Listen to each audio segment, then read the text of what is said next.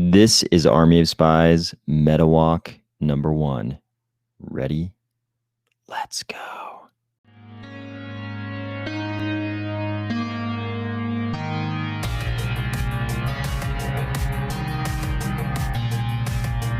This is the very first Army of Spies MetaWalk episode.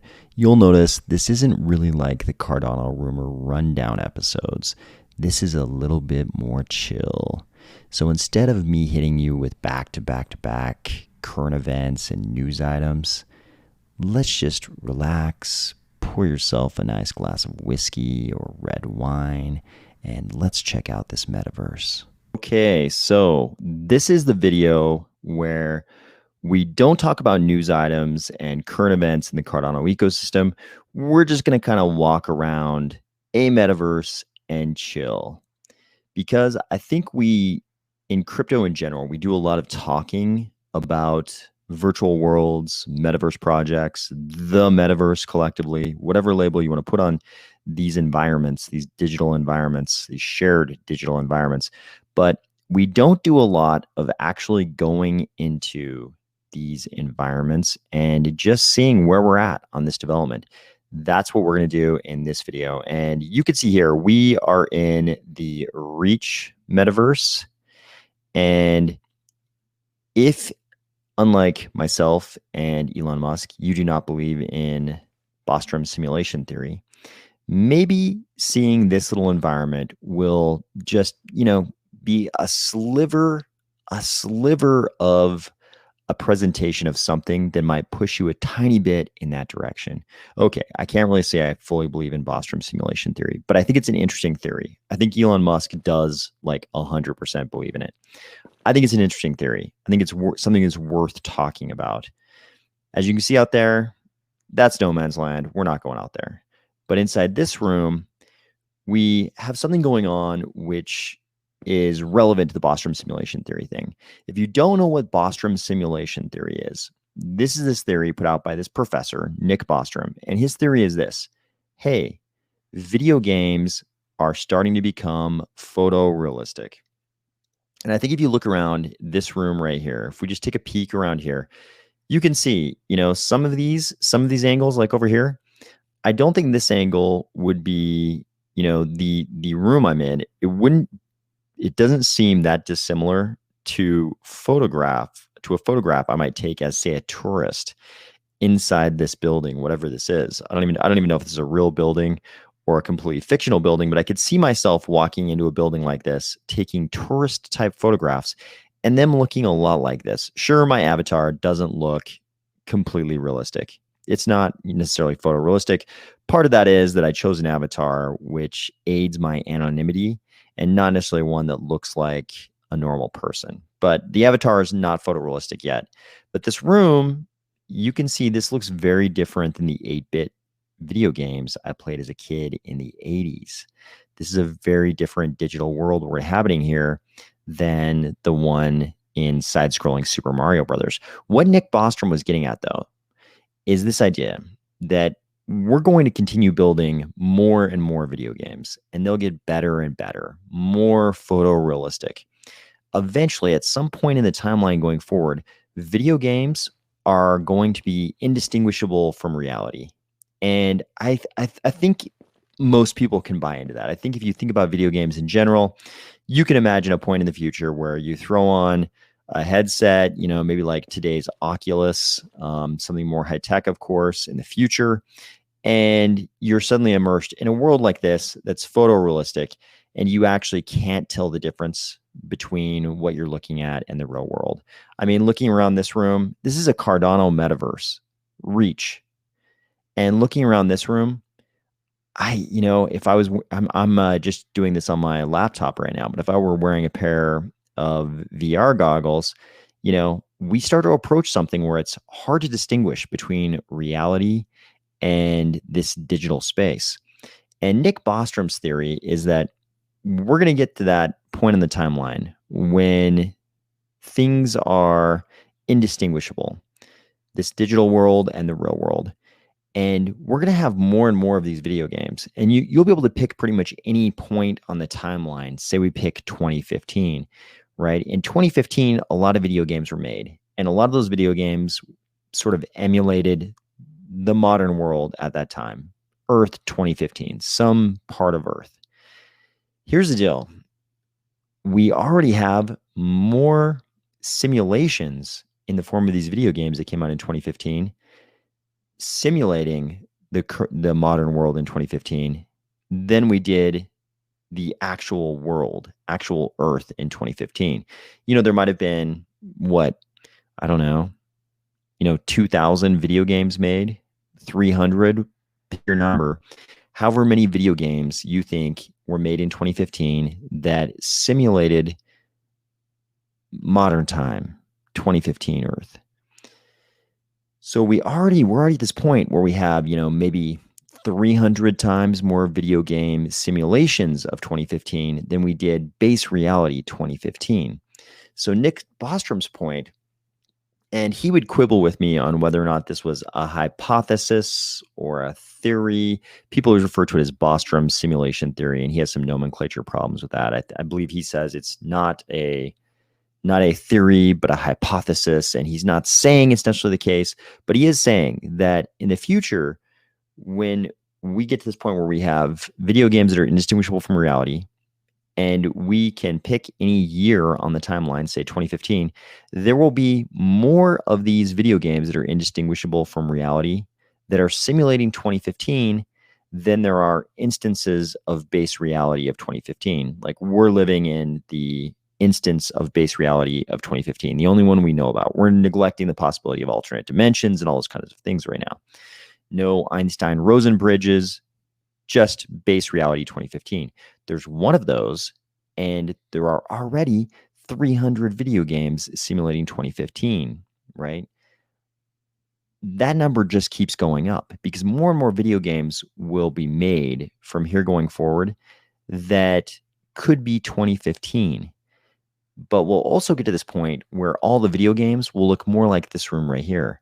They might be indistinguishable from reality. I'm not saying this room is necessarily indistinguishable from reality. Like, those bricks right there don't look 100% real to me, but some of these bricks on the ceiling, some of those are looking pretty good. And we'll get to that point where a lot of the simulations of 2015 are indistinguishable from reality. So if you're at some point in the future looking backwards, you would say there are more simulations of 2015 that are indistinguishable from base reality 2015 than there are instances of base reality 2015. So if you believe you are living in base reality 2015, or in our case today, base reality 2022, just picking probabilistically, you could say if you had to pick between these simulations of 2022 or 2015 that are indistinguishable from reality and base reality, there's way more of the simulations. And if they're indistinguishable from reality, you wouldn't really know if you're living in the simulation or in base reality. But there's way more of the simulations, so it's way more likely you're living in the simulation. That's Bostrom simulation theory, at least a poor off-the-cuff version of it. And I think this room might let some people know that we're inching closer and closer to these simulations that one day will for sure be indistinguishable from that base reality. But let's go to, this is kind of a small simulation because the graphics are so crisp and it starts looking like these walls start looking so much like real walls. Let's go to a little bit bigger space where we can kind of walk around a little bit more. So here we are in a different Reach virtual space. This one's called like Urban Zone 1 or something like that. It's the very first one in the list of possible places you can kind of visit. You can see here, I just came out of Golden Fish Condominiums. No, I'm pretty sure I just spawned right here, but we can pretend like I came out of Golden Fish Condominiums. I think in this neighborhood, this might be as good a place to live as anywhere else. It looks like I do live in some kind of alley, and there's something. Okay, we've got a drone. Is it going to attack me? Does it attack? No. It looks like it has a gun or something on it, but kind of a friendly zone drone, or I'm not committing the correct crimes to get attacked, something like that. This is kind of interesting. This looks like it could be some kind of an advertising billboard, but it's sort of pixelated, so we can't tell what it is. I wonder if they're actually planning on selling some kind of advertising in here. Why not, right? I'm all for metaverse commerce, so that'd be a logical choice. Looks like we're standing in front of the mug shop. I'm assuming they sell coffee mugs, and I'm totally in favor of that. We've also got point blank gun range and firearms. I think in this kind of a little city, that might be necessary. I think I'm pretty in favor of drinking coffee out of my mug over here and protecting my coffee with the guns from over there. And in true cyberpunk fashion, oh, there's the drone again. True cyberpunk fashion, there is litter on the ground. I don't think you can really have a cyberpunk anything and not have there be litter. I think one of the best descriptions of cyberpunk sort of as a genre that I've ever seen was that it was about high tech and low lives. Something like that. I might be screwing up the verbiage, but it was something like that, which kind of made sense.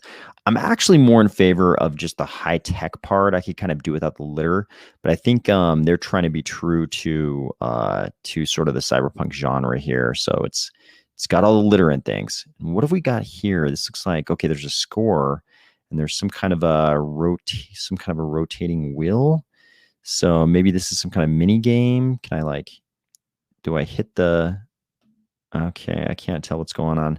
I'm not sure if this is a mini game. Maybe it involves me throwing the garbage into the dumpsters, something like that. Maybe I'm standing in the wrong spot. Do I need to be standing back here? What's going on here? Okay, the back of this thing is glowing green. Should I be interacting with that, or what do we got going on here? Okay, maybe this is a mini game, maybe not. If it's a mini game, I don't know how to play it. Okay, so what have we got down here? It looks like more of these little shops and things, more pixelated signs. Why don't we go this way? Or actually, let's look at this little item over here. What do we got? So use kiosk, and I think if I hit this, yep, okay. Yeah, it doesn't actually do anything. I'm guessing that's going to be a dialog box that presents some options or something in the future. Here we've got a little bridge we can walk up. Little platform. Okay, I jumped to space. Okay, yeah, jumping is usually space bar. And it is in this game. Okay. Okay, and this is kind of just like a bridge to nowhere. Okay, now am I stuck somewhere now? Have I trapped myself somewhere? No, it looks like falling at least those distances doesn't really create problems. And I'm trapped. Okay, let's respawn.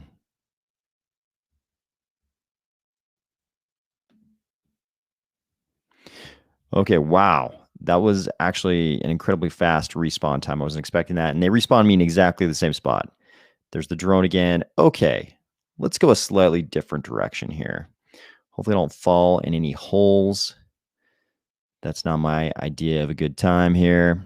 Okay, oh, we got a vehicle and a little empty garage back here. I guess I should walk over and see if I can hijack the vehicle. I don't think they're that far along, but you never know. Can I hijack the vehicle? Nope. Looks like no hijacking of the vehicle going on. Okay, we'll go back this way and check this out. Okay, what exactly? Okay, there's Mr. Drone again. Okay. And like a lot of metaverse projects, what we find is that they're basically, especially this early, oh, we got implants there. I'm guessing that's sort of like cybernetic implants, not the other type. What do we, Club Core. Okay, let's check this out. This, I'm not sure what kind of, I'm getting nightclub vibes from this, but Club Core makes me wonder what kind of nightclub. Oh, and it's not. I thought it was just going to be a false sort of front facade of a building, but it looks like I can actually go in here. So I'm gonna go in here and see what happens. I'm hoping Club Core is not indicative of anything inside this door that we don't actually want to see, but we're gonna find out right now if I can hit the button. Okay, it looks like I have indeed spawned inside Club Core. And fortunately, everyone is wearing clothes. That's good. I was a little afraid. The name like Club Core, it could have gone in multiple directions, a lot of which don't involve the characters wearing clothes. But we do have a bunch of characters in here. Of course, these are all NPCs, and they're very cyberpunk, which pretty much just means they have different colored hair. Got some purple hair, some pink hair. This guy's kind of wearing some cyberpunkish clothes. Get some very normal people just kind of over here chilling. Like they're just kind of like, it's very similar to an actual club. They're just kind of like chilling, pretending like they're calling out to someone at the door. This guy's wearing a hoodie. She's wearing a jacket. I don't know about you guys, but whenever I've gone into a club, like a nighttime establishment, and it's actually been a good time, it's never been cold inside there. There's never been even the possibility of wearing a hoodie or a coat. If it was cold inside, that would probably mean it is not a very happening time inside. These two seem to be having a great time. I'd like to get over there, so I better try to kind of slide past them. Okay. We got VIP rooms.